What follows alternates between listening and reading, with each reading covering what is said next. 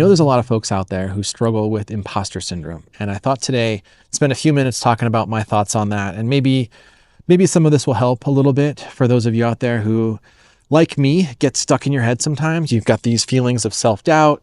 You've got these feelings like you're not good enough, like you don't deserve to be here, or maybe that you're going to be exposed as a fraud and you're not really actually good at anything.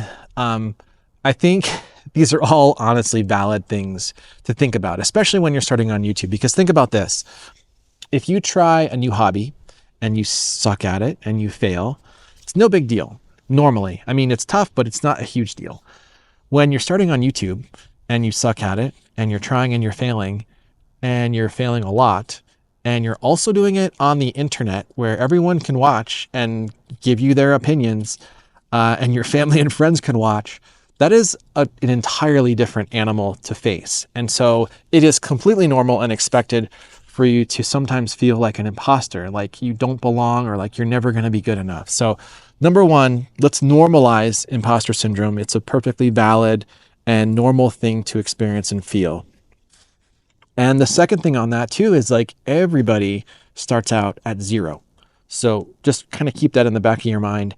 I started at zero. All of your other favorite creators on YouTube have started at zero. Not that I'm a favorite creator of yours, but you know what I mean? Like everyone starts at zero with no skill, no subscribers, no confidence, no competence.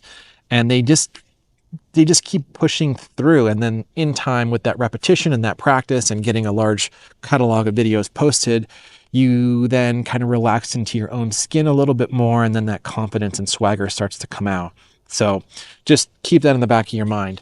I would also say too, that having imposter syndrome versus not is actually a good thing because it shows that you care. It shows a certain level of self-awareness and a certain standard or quality that you've probably set in your own mind for how your videos should be. And oftentimes you fail to meet that standard, and that's where you start to feel like an imposter.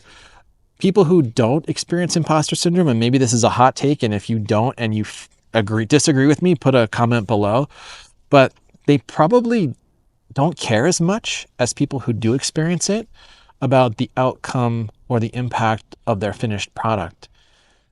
And maybe that's a harsh thing to say, but it's like the only way to experience shame is to have self-awareness. The only way to experience imposter syndrome is to have self-awareness. And for people who don't have self-awareness, they may not experience those things. And that might be, maybe it's a benefit to them in some way because they're not held back. But at the same time, how are they going to get better and improve? So anyway, that's a bit of a tangent, but the point I'm making is it is a good thing to be analytical, to have some, to think inwardly about how you're performing and how you're coming off. But the trick is to find the balance. Like, how do you dial it back enough to where you care about improving and you're motivated to get better, but you're not held back to not post videos, because you really do need that volume in order to build the confidence, like I mentioned. Now, the next thing would be if you feel like you got to stick up your butt when you're filming, like I do half the time, it may be the case that you are talking about things that you're not fully well-versed in, or that you're not fully comfortable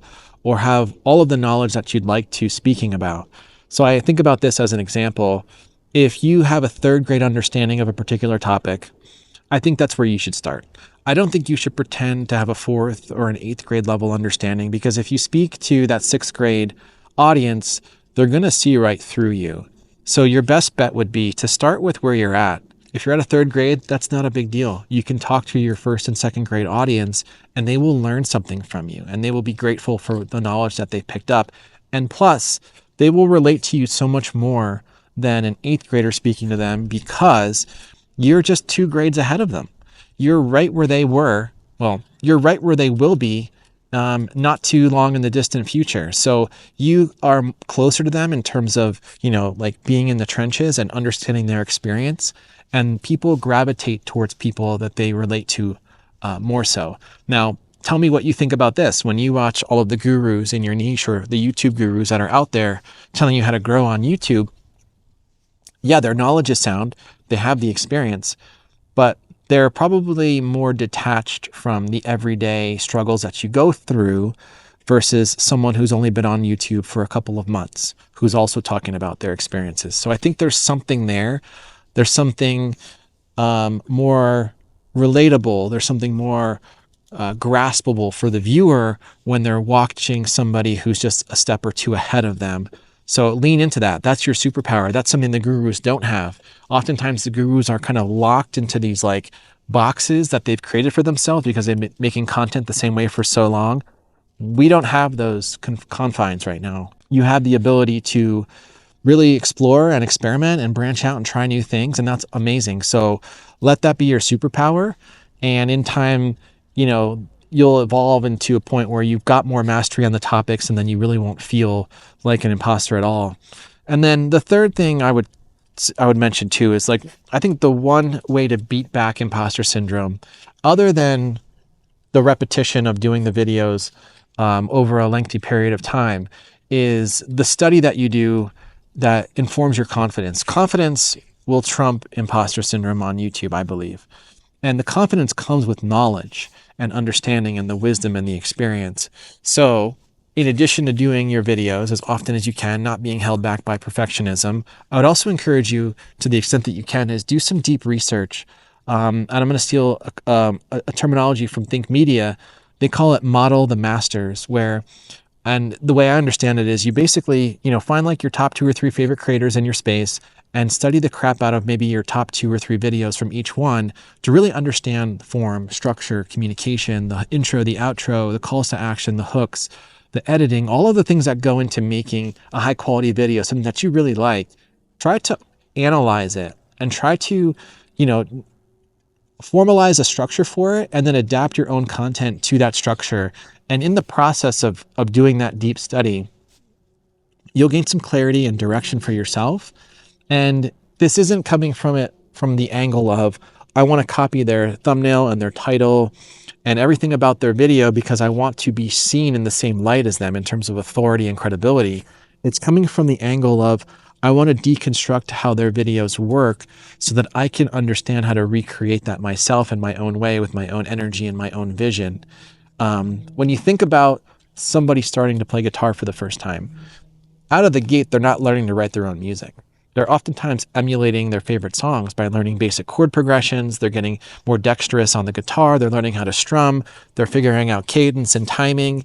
And all of that stuff is needed to build a framework or a foundation for them to become better so that they can write their own music in the future. And I think that's a good analogy for thinking about YouTube, is like when you really start to analyze the structure and cadence of other creators, you start to gain this deeper understanding, and then things become less mysterious, and then you start to gain more vision and more clarity around your own content creation. So all that to say, if you're ready to move past any self-doubts that you've got, any imposter syndrome that's holding you back, and you want to start working more meaningfully on your YouTube channel, I would love to work with you one-on-one. There is a link in the description below. Feel free to click on that for a free 15-minute consultation, and then we can get a better sense of your channel vision and where you want to go with your ambitions. And if you're still not convinced, check out the video right up here where I talk a little bit about how I got over my fear of starting my YouTube channel at 45 years old.